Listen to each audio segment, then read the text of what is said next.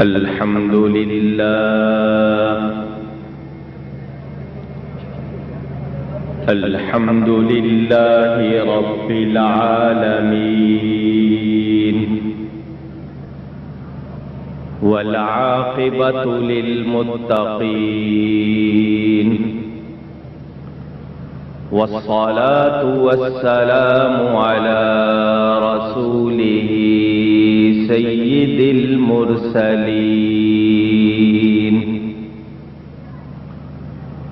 رحمة للعالمين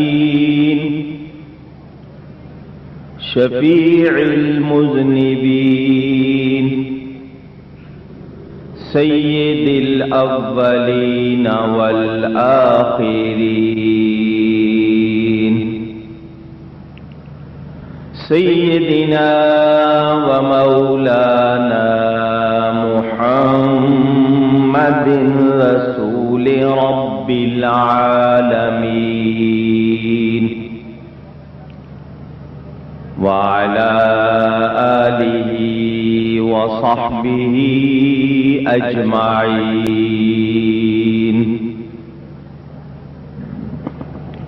أما بعد فأعوذ بالله من الشيطان الرجيم.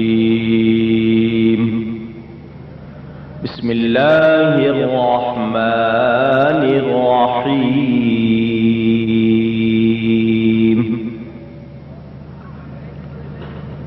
إن الله وملائكته يصلون على النبي يا أيها الذين آمنوا صلوا عليه وسلموا تسليما. صدق اللہ العلی العظیم. محبت کے ساتھ ایک مرتبہ درشی پڑھ لیجئے. اللہم صلی علی سیدنا و مولانا محمد معدن الجود والکرم وآلہ وصحبہ وبارک وسلم. الصلاة والسلام علیک یا رسول اللہ. الصلاة والسلام عليك يا حبيب الله. الصلاة والسلام عليك يا رحمة للعالمين وعلى آلك وأصحابك يا شفیع المذنبین. حمد و صلاۃ کے بعد قرآن کریم کی وہ آیہ کریمہ آپ حضرات کے سامنے تلاوت کرنے کا شرف حاصل کیا ہے جس کو آیت درود و سلام کہتے ہیں، اور میرا موضوع بھی آج درود و سلام ہے. جو مسئلہ پوچھا گیا ہے وہ بھی بیان کروں گا انشاءاللہ، اور کوشش کروں گا آدھا ادھر کرتے ہیں آدھا ادھر یوں ٹھیک ہے کہ آپ کے سامنے کچھ ضروری باتیں اس موضوع کی مناسبت سے پہنچاؤں. اللہ تعالی سے دعا ہے وہ مجھے حق بیان کرنے، ہم سب کو حق سن کر اس کو قبول کرنے، اس پر عمل کرنے اور اس پر ثابت اور قائم رہنے کی توفیق عطا فرمائے. پہلے آیت کا ترجمہ. اللہ تعالیٰ ارشاد فرماتا ہے ان اللہ وملائکتہ یصلون علی النبی، بے شک اللہ تعالی اور اس کے فرشتے درود بھیجتے ہیں غیب کی خبریں دینے والے پر، نبی صلی اللہ علیہ وسلم پر۔ یا ایھا الذین آمنوا،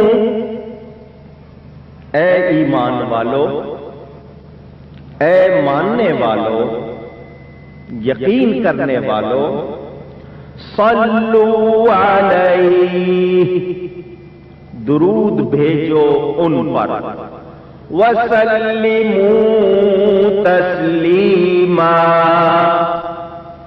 سلام بھیجو، سلام بھیجنا، ملا کے کہہ لیں کہ خوب خوب سلام بھیجو۔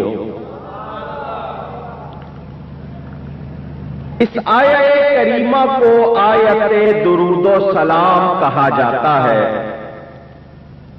آئیے پہلے تھوڑے سے تفسیری نکات فائدے۔ قرآن کریم اللہ تعالی کا کلام ہے، ہر شک ہر شبے سے پاک ہے۔ اللہ تعالی بے مثل ہے تو اس کا کلام بھی بے مثل ہے۔ رب جیسا کوئی نہیں تو اس کے کلام جیسا بھی کوئی نہیں۔ ہم قرآن کریم کو شروع سے لے کر آخر تک پڑھتے ہیں، سنتے ہیں۔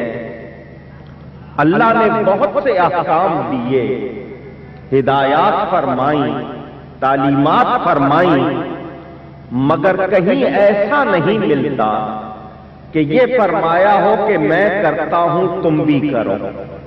ہم ایسا کرتے ہیں، تم بھی کرو۔ ہمارے فرشتے ایسا کرتے ہیں، تم بھی کرو۔ اے مومنو سنو، اللہ ایسا کرتا ہے، فرشتے ایسا کرتے ہیں، تم بھی کرو۔ نہیں، صرف ایک حکم ہے، صرف اور صرف ایک، درود و سلام کا۔ فرمایا اللہ اور اس کے فرشتے درود بھیجتے ہیں، اے مومنو تم بھی بھیجو۔ توجہ، سمجھنے کے لیے بات ہے، بلا تشبیہ۔ بادشاہ ہو اور وہ اپنی رعایا پر کسی بات کی اہمیت ظاہر کرنا چاہے تو کہتا ہے تم بھی ایسا کرو۔ ہمارے وزیر ایسا کرتے ہیں، سفیر ایسا کرتے ہیں، گورنر ایسا کرتے ہیں، گورنمنٹ والے کرتے ہیں، فوج والے کرتے ہیں، لوگوں تم بھی کرو۔ یہ بات ہوتی ہے تعلق ظاہر کرنے کے لیے، اہمیت ظاہر کرنے کے لیے۔ اللہ تعالیٰ کے لیے ہم ایسی باتیں نہیں کرتے، یہ صرف سمجھنے کے لیے۔ اللہ تعالیٰ بے مثل ہے، بے مثال ہے، بے نیاز ہے، بے پرواہ ہے، مگر اس کی کریمی ہے، اس کی عطا ہے۔ وہ فرماتا ہے مومنو مجھے کسی کی حاجت نہیں ہے، میں کسی کا محتاج نہیں، مگر مجھے اپنے رسول سے پیار اتنا ہے، میں درود بھیجتا ہوں تم بھی بھیجو۔ اللہ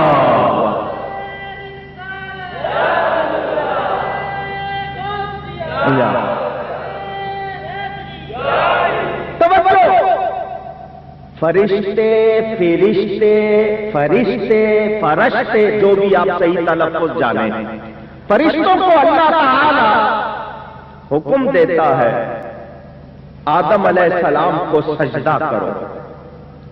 اللہ تعالی نے آدم علیہ السلام کو جو بزرگی، جو شرف عطا فرمایا تھا، فرشتوں کو حکم دیتے وقت یہ نہیں فرمایا فرشتوں میں بھی کر رہا ہوں تم بھی کرو، نہیں، بلکہ فرمایا تم کرو۔ اس میں اللہ تعالی خود شامل نہیں۔ جہاں حکم دینے سے پہلے اللہ خود فرما رہا ہے اے ایمان والوں اس کام کے لیے تمہیں کہہ رہا ہوں، جان لو یہ وہ کام ہے جو میں خود کرتا ہوں۔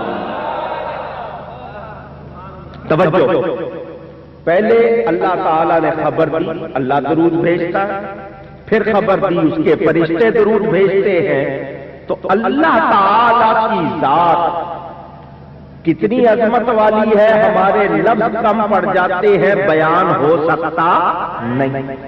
تو اللہ تعالیٰ سے جو تشریف، جو تکریم صادر ہوتی ہے، جو اللہ کی ذات سے جو بات ظاہر ہوتی ہے، وہ اس سے بڑھ کر ہے جو فرشتوں کے ساتھ معاملہ ہے۔ فرشتے اللہ کی مخلوق ہے، اللہ خالق ہے، اللہ کا فعل اللہ کی شان کے مطابق ہم اس کی عظمت کا اندازہ نہیں کر سکتے۔ تو جب فرشتوں سے جو بات ظاہر ہوئی، فرشتوں نے حضرت آدم کو سجدہ کیا، اللہ نے اس میں شمولیت نہیں کی۔ یہ نہیں کہ فرشتوں نے جو کام کیا میں اس میں شامل تھا، نہیں، وہ آدم کا مسئلہ تھا، یہ آدم کی جان پیارے مصطفیٰ کا مسئلہ ہے۔ سنو، وہ صرف فرشتوں نے کیا تھا کہ میں رب ہو کر خود کر رہا ہوں۔ سمجھ آئیے بات آپ؟ سنیں، سب جانتے ہیں کہ اللہ تعالی غنی ہے۔ اللہ تعالی اگر کہیں گے نا تو ذرا سردی بھی دور ہو جائے گی، ذرا محفل میں رنگ بھی آئے گا۔ کہہ دیجئے اللہ تعالی غنی ہے۔ غنی کے معنی بے پرواہ، کسی کی اس کو ضرورت حاجت نہیں، مجبور بھی نہیں، معذور بھی نہیں ہے۔ یہ لفظ اس کے لیے ہم کہہ بھی سکتے نہیں، صرف سمجھنے کے لیے بات کر رہے ہیں۔ وہ پھر بھی اپنے محبوب صلی اللہ علیہ وسلم پر درود بھیجتا ہے۔ تو جب ایک ایمان والے کو پتا چلے کہ نماز اللہ کی عبادت، روزہ اللہ کی عبادت، زکات اللہ کی عبادت، حج اللہ کی عبادت، صدقہ عبادت، خیرات عبادت، ایک لمبی فہرست ہے۔ اللہ نے نماز کا حکم دیتے وقت نہیں فرمایا نماز پڑھو میں پڑھتا ہوں، زکات دو میں دیتا ہوں، روزہ رکھو میں رکھتا ہوں، حج کرو میں کرتا ہوں، نہیں، صرف ایک بات ہے، فرمایا کہ درود و سلام وہ ہے تم کرو اس لیے کہ میں کرتا ہوں۔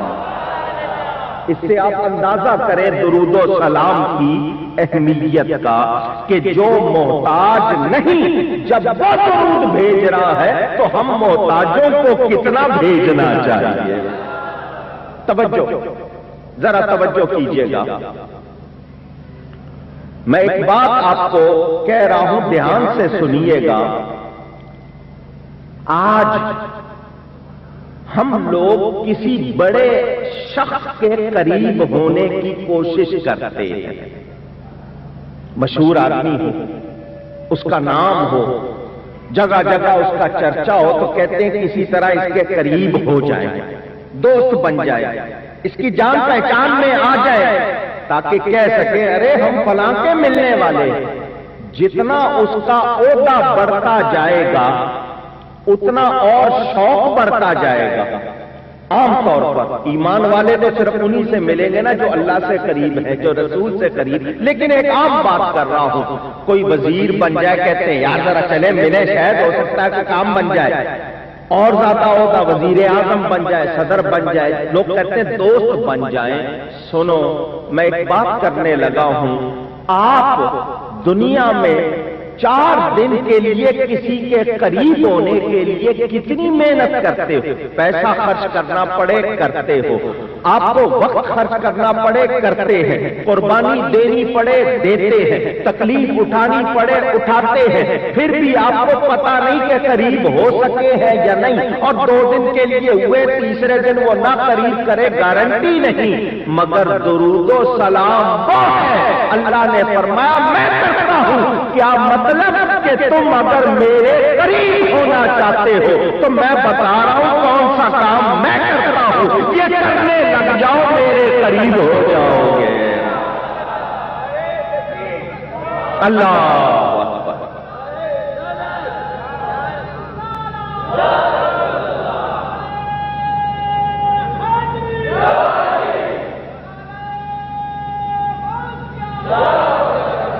نعرہ میری شان میں نہیں لگ رہا، جب نعرہ لگے ہزاروں آدمی بیٹھے ہو مسلمان، جوش سے جواب آنا چاہیے۔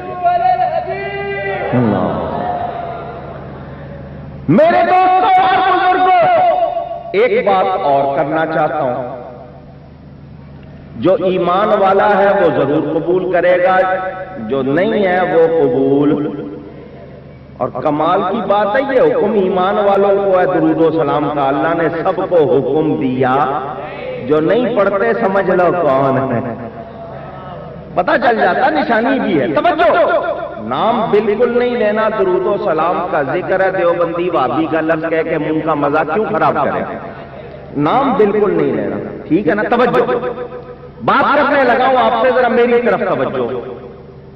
آپ نماز پڑھتے، بہت بڑی عبادت، اہم ترین عبادت، شبہ ہے، نماز کے اہم ہونے میں، افضل ہونے میں شبہ ہے، روزہ بڑی اہم عبادت، شبہ ہے، زکوٰۃ اہم عبادت، شبہ ہے، حج عبادت ہے، شبہ ہے نہیں۔ نماز پڑھنے والے کو 50 سال، 60 برس، 70 برس، 80 برس موقع ملا، کسی کی عمر زیادہ ہو جائے اس کو زیادہ موقع ملا، اتنی تو ہوتی نہیں، آپ ہونے نہیں دیتے، جلدی سے کہتے ہیں اس کو رخصت کرو، کسی کی ہو جائے اس کو موقع مل گیا، نماز پڑھی، اس شخص سے پوچھو وہ 90 کا ہو جائے، 100 سال کا ہو جائے، وہ کہے گا اللہ کی مہربانی ہوگی قبول کر لے، دعویٰ کر سکتا، وضو اس نے صحیح کیا، کپڑے پاک رکھے، نماز کی شرطیں پائی گئیں، پوری ادا کی جماعت کے ساتھ، مگر پھر بھی دعویٰ کر سکتا، ساری عمر روزے رکھے، دعویٰ نہیں کر سکتا، مالدار ہے، صاحب نصاب ہے، زکات دی، صدقہ کیا، خیرات کی، دعویٰ نہیں کر سکتا، ہر سال حج کرے، ایک مرتبہ فرض کیا، ہر سال نفلی حج کرے، دعویٰ نہیں کر سکتا، مگر درود و سلام بولنے کی ہے، جو پڑھتا ہے یقین رکھتا ہے، کچھ اور قبول ہو نہ ہو یہ یقینی طور پر قبول ہے۔ اللہ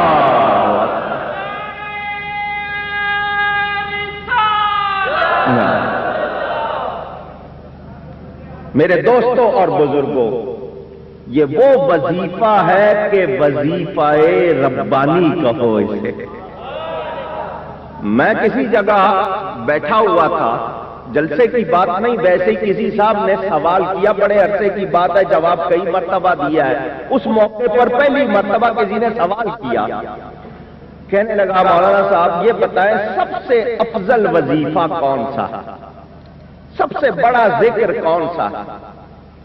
پھر ساتھ ہی کہنے لگا جی افضل الذکر لا الہ الا اللہ محمد الرسول اللہ صلی اللہ علیہ وسلم۔ کلمہ طیبہ بھی لوگ کہتے ہیں، کچھ کہتے ہیں قرآن کی آیت کریمہ ہے، کچھ تسبیح کو کہتے ہیں، کچھ تحلیل کو کہتے ہیں، کچھ تحمید کو کہتے ہیں، آپ بتائیے مجھے سب سے بڑا وظیفہ کون سا؟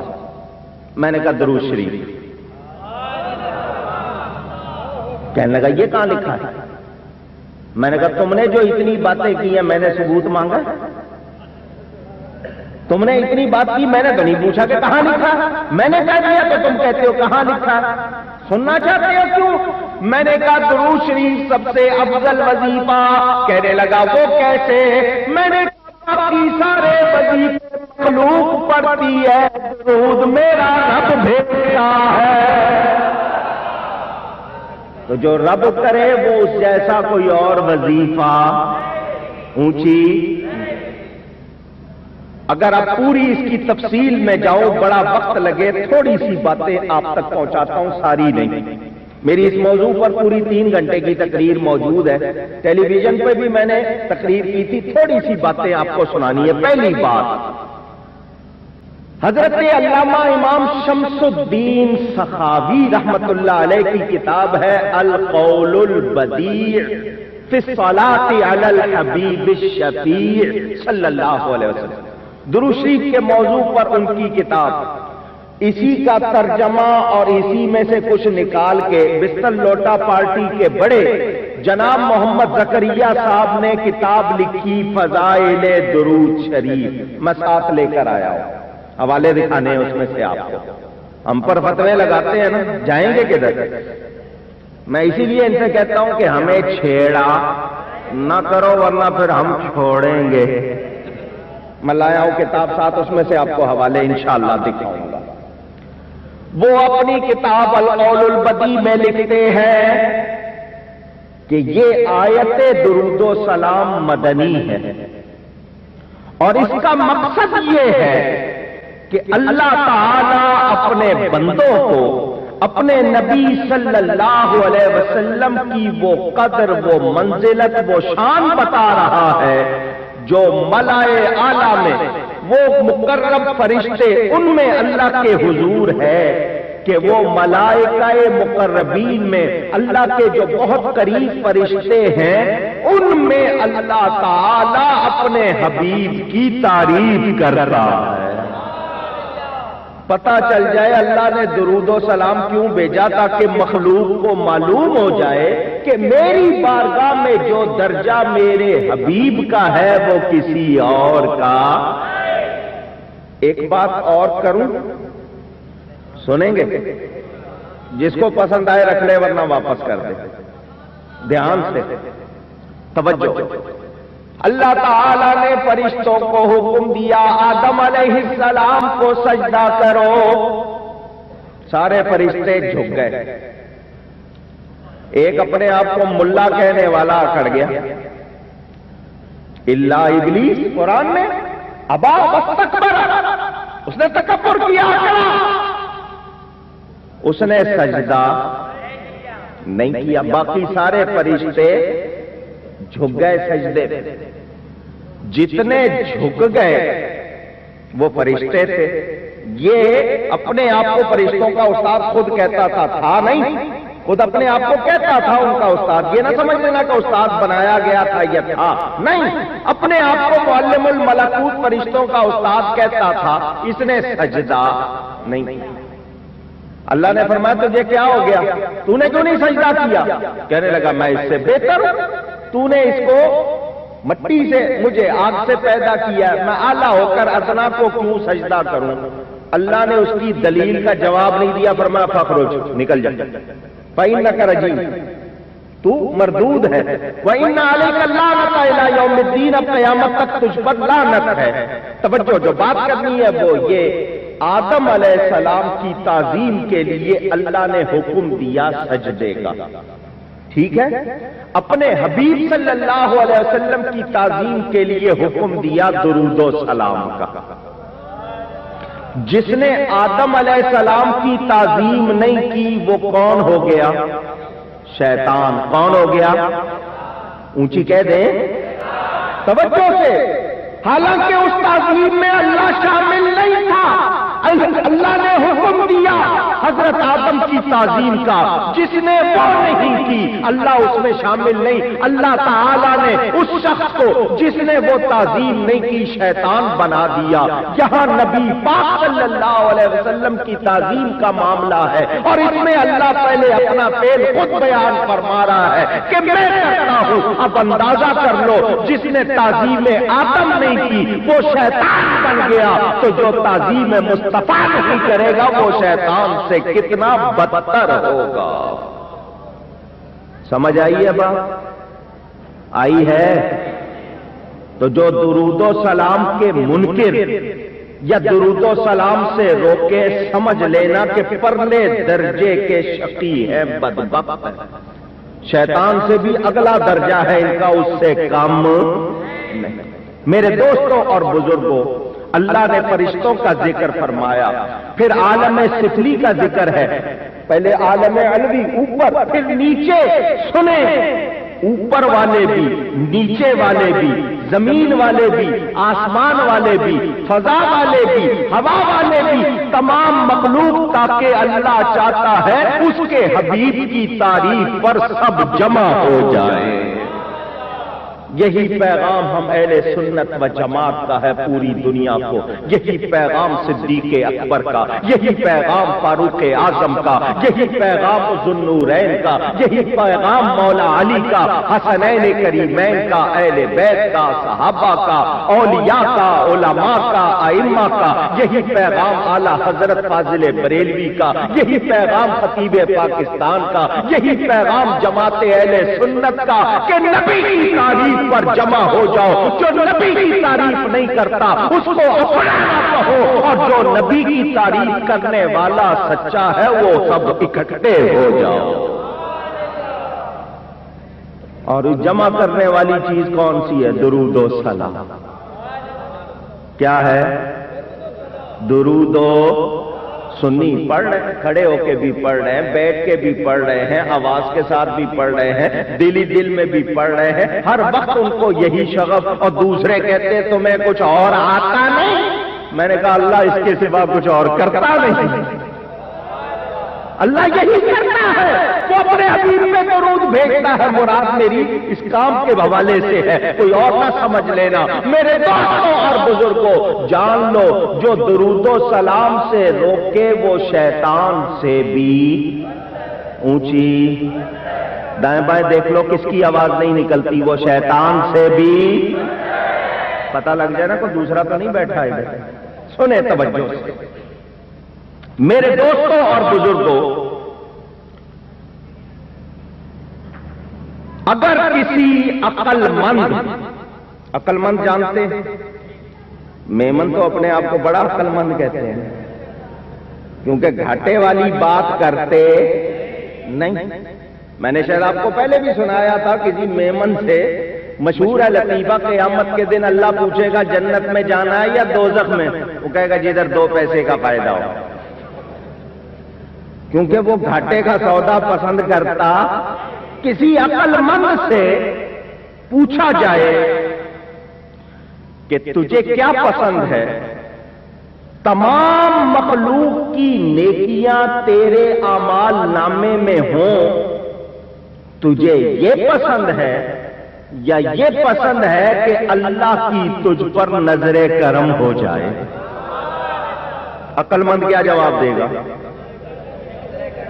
ماشاءاللہ ثبوت دے رہے ہیں آپ عقل مندی کا کہ اللہ کی ایک رحمت ہو جائے، نظر کرم ہو جائے، تو اس سے بڑھ کر کوئی اور چیز نہیں۔ تو میرے دوستو، یہ درود و سلام وہ ہے کہ جو اس کو کرتا ہے اس پر 1 نہیں، 100 نہیں، ہزاروں نہیں، کروڑوں رحمتیں ہوتی ہے۔ اندازہ کیجیے۔ میرے دوستوں اور بزرگوں، اب ہم جان لیں کہ درود و سلام کتنی اہم چیز ہے، کتنا اہم کام ہے، اور اس کے فضائل کتنے ہیں۔ حضرت امام بخاری، جن کی بخاری شریف مشہور ہے، انہوں نے ابو العالیہ کا قول نقل کیا کہ ان اللہ و ملائکتہ یصلون علی النبی۔ اس کا معنی کیا ہے کہ اللہ فرشتوں کے سامنے اپنے حبیب کی تعریف کرتا ہے۔ سنیں اللہ کا تعریف کرنا کیسا؟ نعت نعت پڑھتے ہیں، علماء تقریر کرتے ہیں، کوئی لکھنے والا لکھتا ہے، بولنے والا بولتا ہے، کوئی محبت کا اظہار عدیہ پیش کے کرتا ہے، کوئی سن کے کرتا ہے، کوئی نعرے لگا کے کرتا ہے، تو سب اپنی طرف سے اظہار کرتے ہیں۔ اور اللہ تعالی کا تعریف کرنا وہ کس درجے کا ہے، میں اور آپ اس کو پا نہیں سکتے، اس کا اندازہ نہیں کر سکتے۔ اللہ تعالی فرشتوں کے سامنے اپنے حبیب صلی اللہ علیہ وسلم کی تعریف فرماتا ہے، اور فرشتوں کا درود پڑھنا کیا ہے کہ وہ نبی پاک صلی اللہ علیہ وسلم کے لیے یہ دعا کرتے ہیں کہ یا اللہ اپنے حبیب کو وہ شان عطا دے، عطا فرما کہ اس کی وجہ سے ہمیں برکت ملے۔ اللہ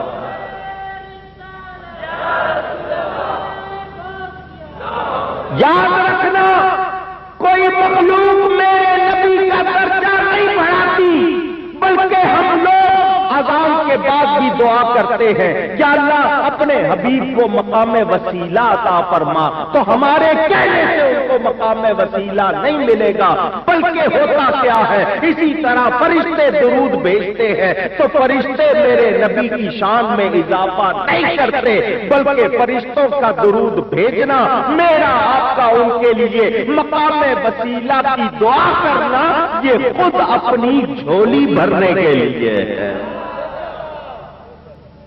اگر کسی کی سمجھ میں نہیں آیا تو میں سمجھاتا ہوں۔ آپ کے کسی پیارے کو کوئی درجہ مل جائے تو فائدہ آپ کو ہوگا یا نہیں ہوگا؟ میں نے پیارا کہا ہے، تو جب پیارا کوئی ہوگا تو وہ آپ کا خیال ضرور رکھے گا، اس کو درجہ ملے گا تو آپ کو فائدہ ہوگا۔ ہم دعا کرتے ہیں یا اللہ اپنے حبیب کو مقام وسیلہ جو جنت کا ایک خاص مقام ہے، اور نبی پاک فرماتے ہیں وہ ایک ہی بندے کو ملے گا، اور مجھے امید ہے کہ وہ میں ہوں۔ ہم کہتے ہیں یا اللہ تو ان کو وہ مقام جس کا تو نے ان سے وعدہ کیا ہے ان کو عطا فرما۔ کیا مطلب کہ اے اللہ اپنے حبیب کو وہ درجہ دے کہ جب اس درجے پر وہ ہو تو ہم گناہگاروں کی شفاعت کرے۔ اللہ اکبر۔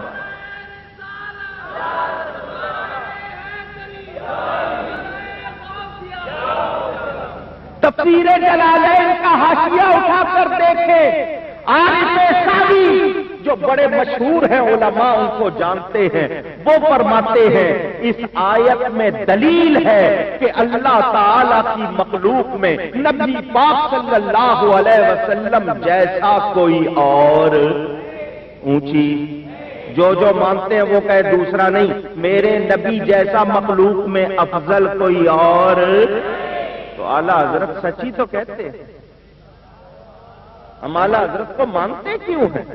ان کی لکھی ہوئی نعتیں پڑھتے کیوں ہیں؟ اس لیے کہ وہ قرآن حدیث کی ترجمانی کرتے ہیں۔ انہوں نے سچ کہا، ہر سنی کہتا ہے، کہتا آیا، کہتا رہے گا، سب سے اولا اعلیٰ ہمارا نبی، ذرا محبت سے جھوم جھوم کے سب سے اولا اعلیٰ ہمارا نبی، سب سے بالا والا ہمارا نبی صلی اللہ علیہ وسلم۔ اولا کہتے ہیں مقرب کو، اعلیٰ کہتے ہیں اونچے کو، اچھے کو، بہتر کو، تو نبی پاک جیسا اللہ کی مخلوق میں کوئی اور اونچی۔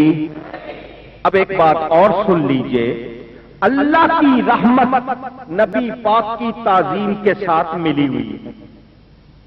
اللہ کی رحمت نبی کریم صلی اللہ علیہ وسلم کی تعظیم کے ساتھ ملی ہوئی، وہ رحمت جس کو ہم کہہ رہے کہ یا اللہ وہ رحمت عطا فرما، تو یوں نبی پاک صلی اللہ علیہ وسلم کی رحمت اللہ کریم کی رحمت کے تابع ہو کر ہر شے کو شامل ہے۔ اب جس کو اللہ کی رحمت لینی ہے وہ نبی کی تعظیم کر لے، جو نبی کی تعظیم نہیں کرے گا اس کو رحمت مل سکتی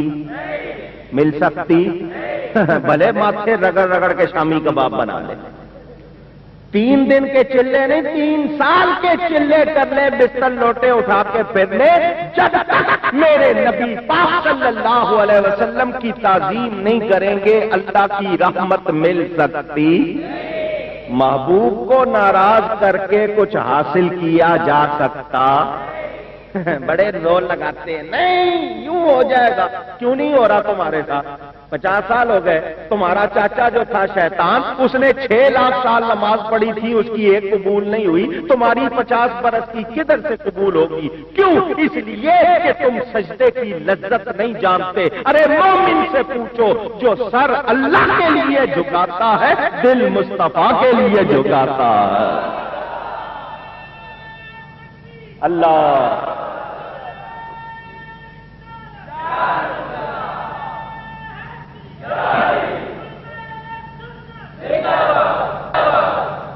امام فخر الدین رازی چھٹی صدی ہجری کے بڑے مشہور امام اور عالم گزرے ہیں. کتنے بڑے عالم تھے. فرماتے ہیں تعبد یہ کلمہ جس کو اعوذ باللہ من الشیطان الرجیم یہ کلمہ، وہ فرماتے ہیں میں صرف اس ایک کلمے سے 10,000 مسئلہ بیان کر سکتا ہوں. اتنے بڑے عالم. وہ ایک بات لکھتے ہیں بڑی پیاری. وہ فرماتے ہیں کہ یہ اگر کوئی یہ کہے کہ اللہ تعالی درود بھیجتا ہے، اس کے فرشتے درود بھیجتے ہیں نبی کریم صلی اللہ علیہ وسلم پر، تو پھر ہمارے درود کی ضرورت کیا ہے؟ اللہ بھیج رہا ہے، اللہ کے بعد فرشتوں کی بھی ضرورت نہیں رہتی، پھر فرشتے بھی بھیج رہے ہیں، ہمیں بھی حکم ہے، تو ہمارے درود کی ضرورت کیا ہے؟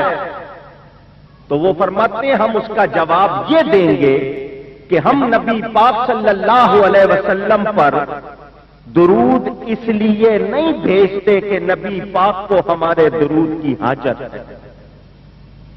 دھیان سے سننا، ان کو ہمارے درود و سلام کی ضرورت نہ فرشتوں کے درودوں کی حاجت ہے ان کو، ایسا بھی نہیں، کیونکہ اللہ تعالیٰ بھیج رہا ہے تو اللہ تعالیٰ کے بعد کسی کو کسی کی ضرورت ہو سکتی ہے؟ نہیں. تو ہم کیوں بھیجتے ہیں؟ آپ کی تعظیم کے اظہار کی خاطر درود بھیجتے ہیں کہ اللہ نے ہم پر واجب کر دیا کہ سنو مجھے بھی تمہارے ذکر کی ضرورت نہیں، مگر جب تم میرا ذکر کرتے ہو تو خود اپنے آپ کو مذکور بناتے ہو. آسان لفظوں میں سمجھاؤں، ایک بندہ صبح سے لے کے شام تک تسبیح پڑھ رہا ہے، سبحان اللہ سبحان اللہ سبحان اللہ سبحان اللہ، مانے ہیں اللہ پاک ہے اللہ پاک ہے اللہ پاک ہے، تو وہ بار بار کہہ رہا ہے اللہ پاک ہے. اس کے کہنے سے اللہ کی پاکی میں کوئی فرق نہیں آتا. کما کان، اللہ جیسے ہے ویسے تھا، جیسے تھا ویسے ہے، اس کی کوئی ابتدا نہیں اس کی کوئی انتہا نہیں. ہمارے پاک کہنے سے اس کی پاکی میں کوئی اضافہ نہیں ہوتا، ہم نہ کہیں تو کوئی کمی نہیں ہوتی. ہم تو اس کی پاکی کی شان کو جان بھی نہیں سکتے، پھر بار بار کہہ رہے سبحان اللہ سبحان اللہ. تو ہوتا کیا ہے؟ اللہ فرماتا ہے بندے تو مجھے پاک کہہ رہا ہے، میں تو پاک ہوں، خود سے پاک ہوں، مجھے کسی نے پاک نہیں کیا، میں خود سے پاک ہوں، اور ایسا پاک ہوں کہ مجھ جیسا پاک کوئی نہیں. لیکن تو بار بار کہہ رہا ہے میں پاک ہوں، تو اب تجھے فائدہ پہنچاتا ہوں. تو مجھے پاک کہہ رہا ہے، آ تجھے گناہوں سے پاک کر دوں. وہ پاک کرنے کہنے والا خود پاک ہو جاتا ہے. اسی طرح فرشتے درود بھیجتے ہیں، ہم درود بھیجتے ہیں، تو حضور کی شان میں کوئی فرق نہیں آتا. بلکہ درود بھیجنے والا ذرا سوچے، ارے ہم ایک مرتبہ درود و سلام بھیجتے ہیں، ہماری جھولی میں 10 مرتبہ درود و سلام آتا ہے. ایک مرتبہ درود پر 10 رحمتیں آتی ہیں، 10 گناہ معاف ہوتے ہیں، 10 درجے بلند ہوتے ہیں. تو کیا ہم ان کو شان پہنچا رہے ہیں یا ان کی شان بڑھا رہے ہیں یا اپنے آپ کو بخشوا رہے ہیں؟ تو سوچیں ان کو ہمارے درود و سلام کی ضرورت. چنانچہ نبی پاک صلی اللہ علیہ وسلم کے بارے میں حاکم نے، ابن حبان نے حضرت ابو طلحہ انصاری رضی اللہ تعالی عنہ سے روایت کیا، نبی پاک صلی اللہ علیہ وسلم اپنے مقدس گھر سے باہر تشریف لائے، چہرے مبارک پر بہت ہی بشاشت.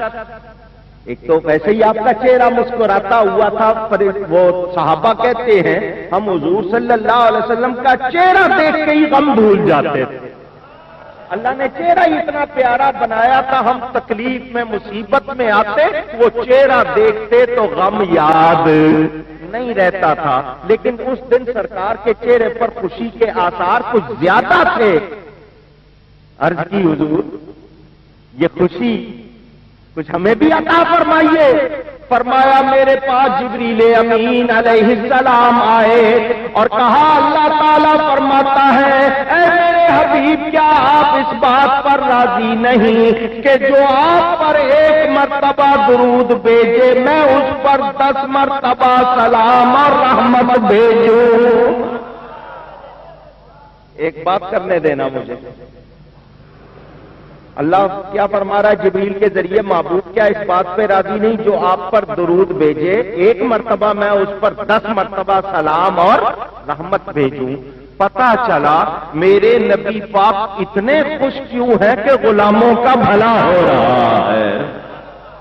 ارے وہ آقا، ان پر قربان جاؤ، میلاد منا کر ہم ان پر کوئی احسان نہیں کرتے، درود و سلام پڑھ کے ان پر کوئی احسان نہیں کرتے، ان کے نعرے لگا کر ان پر کوئی احسان نہیں کرتے۔ قربان ہو جاؤ کہ وہ خوش بھی ہو رہے ہیں تو اس بات پر کہ میری امت کی جھولی بھری جا رہی ہے۔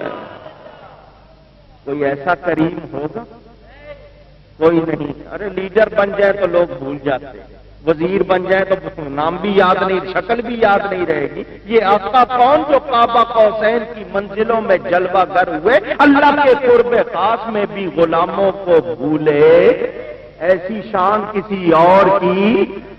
امام قسطلانی صاحب مواہب الدنیا، جن کو ہم کہتے ہیں حضور صلی اللہ علیہ وسلم کی نعمت ہے وہ ہستی، 500 سال پہلے کی ان کی کتاب، وہ فرماتے ہیں کہ امام ابو القاسم القشیری نے اپنی تفسیر میں اس آیت کے تحت لکھا کہ اللہ تعالی یہ چاہتا ہے کہ امت کی طرف سے اس کے حبیب کی بارگاہ میں کوئی نہ کوئی خدمت ایسی ضرور ہونی چاہیے جس کے عوض آپ اپنے اس امتی کی شفاعت کریں۔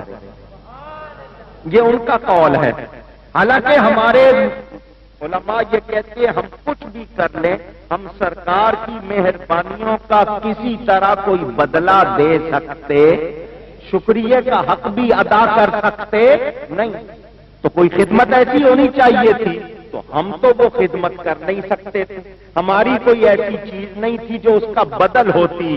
اللہ تعالیٰ نے خود ہی مہربانی فرما دی، وہ کام جو اللہ خود کرتا ہے اللہ نے فرما دیا میرے بندو تم بھی کر لو تاکہ میرے حبیب کا کچھ نہ کچھ خدمت گزاری کا حق ادا ہو جائے، کچھ نہ کچھ پورا نہیں۔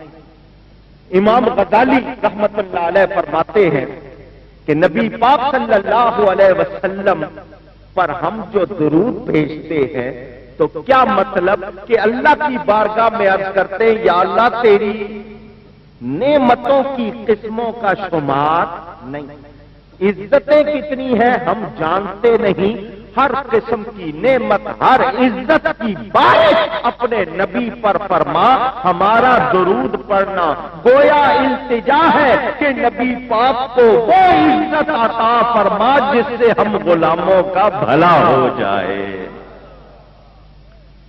اب آپ کو یہاں پر ایک بات سناؤں گا تو سمجھ آئے گی، بات ابھی پوری نہیں سمجھ آئی۔ قرآن پڑھنے والے ایک دعا پڑھتے ہیں، حضرت ابراہیم علیہ السلام کی دعا قرآن میں، ربنا وبعث فیہم رسولا۔ حضرت ابراہیم علیہ السلام نے اللہ کے حکم سے کعبہ بنایا، کعبہ بنا کر یہ فرمائش کر دی یا اللہ کعبہ میں نے بنا دیا ہے، بتانے والا رسول تو بھیج دے۔ فرمائش کر دی، تمنائی ہو گئے۔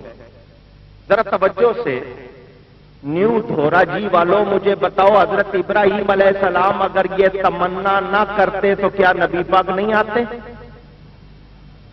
نبی پاک صلی اللہ علیہ وسلم نے آنا تھا۔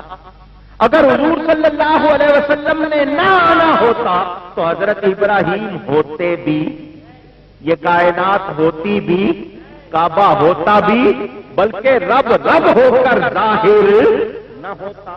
حضرت ابراہیم بن گئے تمنائی، تو اب انہوں نے کی تمنا، تو سنو تمنا کرنے کا بدلہ کیا ملتا۔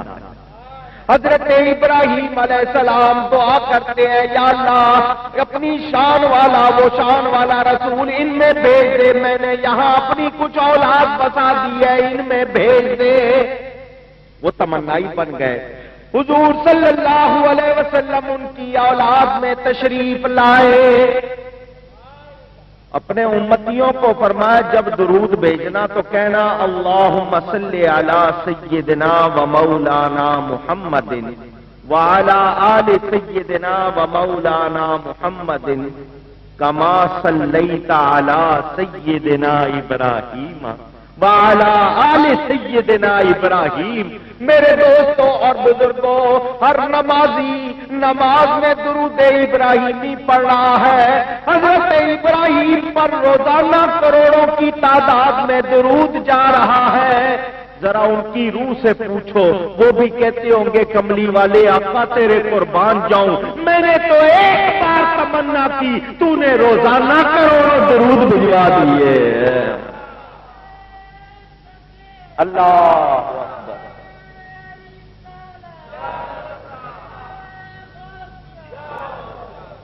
سمجھ آئی بات؟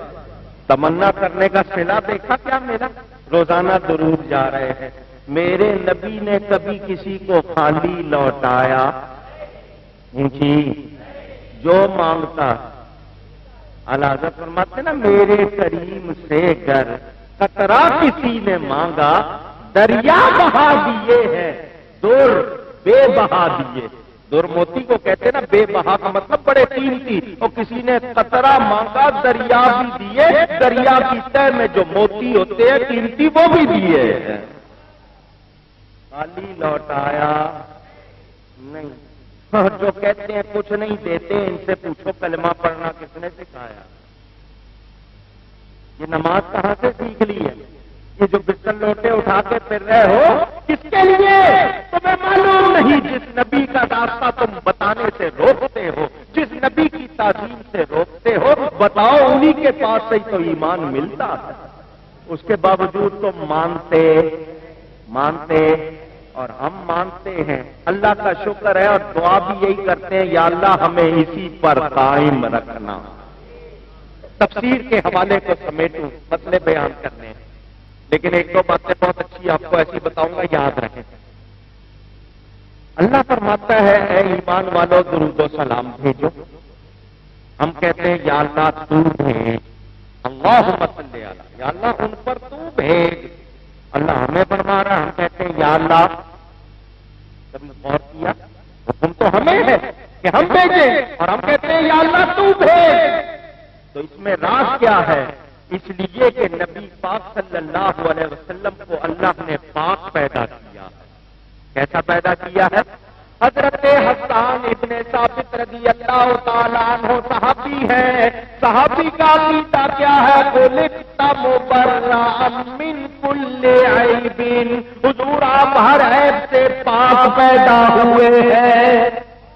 یہاں ایک شک دور کر دوں، کوئی کہے گا بے عیب ذات تو اللہ کی، پاک ذات تو اللہ کی، جب نبی کو بھی بے عیب اور پاک کہہ دیا تو پھر شرک اور کس بیماری کا نام ہے؟ تو آپ کے ذہن میں آنے والا شبہ بھی دور کر دوں، اللہ بے عیب ہے ذاتی طور پر، اللہ پاک ہے ذاتی طور پر۔ میرے نبی پاک صلی اللہ علیہ وسلم کو اللہ نے بے عیب بنایا ہے، پاک بنایا ہے۔ ذاتی طور پر کمال والا ہونا اور بات ہے، کسی کو عطا کیا جانا اور بات ہے۔ اللہ بے عیب ہے خدا ہو کر، نبی بے عیب ہے مصطفیٰ ہو کر۔ اب برابری نہیں، جب برابری نہیں تو پھر شرک بھی نہیں، یہ ذہن میں رکھنا۔ تو ہم کہتے ہیں یا اللہ تو نے اپنے حبیب صلی اللہ علیہ وسلم کو بے عیب پیدا کیا ہے، پاک پیدا کیا ہے، اور ہم ہیں عیب والے، ہم ہیں نقص والے، تو ہم تیرے حبیب کی پاک ذات کی کیا تعریف کر سکتے ہیں؟ اور ہم تعریف تو وہ کرے جو جانتا ہو، ہم تو پوری طرح جانتے بھی نہیں، تو ہم کس طرح ان کی بارگاہ میں ہدیہ پیش کر سکتے ہیں؟ یا اللہ تیری بارگاہ میں عرض کرتے ہیں، تو ان کو جانتا ہے، ہماری طرف سے تو ان پر درود ہے۔ بات سمجھ میں آئی؟ اسی کو علامہ نیشا پوری نے اپنی کتاب اللطائف الحکم میں اس میں بھی لکھا، میں اس کی تفصیل میں نہیں جاتا، آپ کو مختصراً بتا رہا ہوں، آگے چلیے۔ ان اللہ و ملائکتہ فرمایا، ان الرحمن نہیں فرمایا، ان الرب نہیں فرمایا، ان الرحیم نہیں فرمایا، ان اللہ فرمایا۔ اگر کسی صفت کا ذکر ہوتا، لوگ کہتے صرف اسی کی وجہ سے، اور اللہ تعالی اس میں ذات ہے، اور صفت بغیر ذات کے نہیں ہوتی۔ मतलब کہ اللہ درود بھیج رہا ہے جو تمام صفات والا ہے. اگر صرف صفت کا بیان ہوتا تو صرف اس صفت کے حوالے سے بات ہوتی. یہاں ذات کا بیان اور ذات میں ہر صفت ہے. پتا چلا اللہ تعالی اپنی ذات و صفات اور ہر کمال کے ساتھ اپنے حبیب پر رحمت فرما رہا ہے. یہ بات بھی آپ کو بتائی. آگے چلے. ہم یہ بھی جانتے ہیں کہ اللہ کے فعل کی کوئی ابتدا کہی جا سکتی. ایک بچے کی تاریخ پیدائش بھی معلوم, جب وہ بوڑھا ہو جاتا ہے بہت سے لوگوں کو تاریخ وفات بھی معلوم. اس کی کوئی ابتدا بھی کوئی انتہا. درخت کہیں گے بیج کب ڈالا تھا, درخت کب بنا, اب بتا سکتے ہیں. یہ ملک کب بنا, بتا سکتے ہیں. زمین کی آپ کو کسی نہ کسی طرح سے کوئی اندازہ لگ سکتا ہے. اللہ تعالی کی کوئی ابتدا نہیں. وہ اول ہے بغیر ابتدا کے, وہ آخر ہے بغیر انتہا کے. اگر ابتدا انتہا بتائے تو محدود ہو جائے گا, اور اللہ کے لیے ایسا سوچا نہیں جا سکتا. سمجھ آیا؟ اس کی کوئی ابتدا نہیں, اس کی کوئی انتہا. اونچی بات سننا ذرا دھیان سے, میں دو جملے کہہ رہا ہوں توجہ سے. اس کائنات پر وہ وقت آ سکتا ہے کہ اللہ کا نام لینے والا کوئی نہ ہو. وہ وقت آ سکتا ہے کہ اللہ کا نام لینے والا, مگر وہ وقت کبھی نہیں آ سکتا کہ نبی پر درود بھیجنے والا کوئی نہ ہو. آپ لوگ پریشان ہو جائیں گے, میں جواب دیتا ہوں.